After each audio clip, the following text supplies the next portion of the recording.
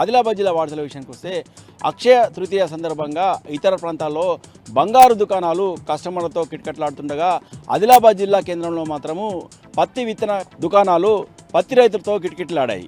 ప్రతి సంవత్సరము అక్షయ తృతీయ సందర్భంగా పత్తి రైతులు పత్తి విత్తనాలను కొనుగోలు చేస్తారు. అయితే అక్షయ తృతీయ రోజు పత్తి విత్తనాలను కొనుగోలు చేసి భూమిలో నాటితే పత్తి దిగుబడి అధికంగా వస్తుందని, అలాగే పంట దిగుబడులు పెరుగుతాయని, అలాగే మంచి వర్షాలు పడతాయని ఇక్కడి పత్తి రైతుల నమ్మకం. అందుకనే ఆదిలాబాద్ జిల్లా కేంద్రంలోని గాంధీ చౌక్లో ఉన్న పలు ఫర్టిలైజర్ కేంద్రాలు, అలాగే పత్తి విత్తన కేంద్రాలలో పత్తి రైతులు పత్తి విత్తనాలను కొనుగోలు చేసేందుకు బారులు తీరారు.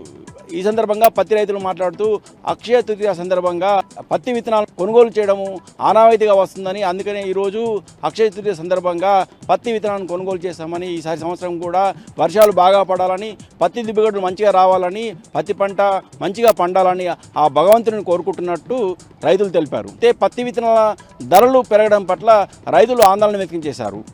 గత సంవత్సరం కంటే ఈ సంవత్సరం పత్తి విత్తనాల ధర పెరిగిందని, పత్తి విత్తనాల ధరను తగ్గించాలని రైతులు ఈ సందర్భంగా ప్రభుత్వానికి విజ్ఞప్తి చేశారు.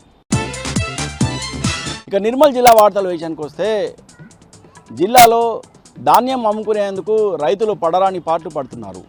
ఖానాపూర్లో ఏర్పాటు చేసిన వరి ధాన్యం కొనుగోలు కేంద్రాలలో గత 3 రోజులుగా ధాన్యం రైతులు తమ పంటను అమ్ముకునేందుకు పడరాని పాట్లు పడుతున్నారు. ధాన్యం వరి కొనుగోలు కేంద్రాలలో నిలువులా రైతులను దోపిడీ చేస్తున్న అధికారులు మాత్రం ఏమాత్రం పట్టించుకోవడం లేదు.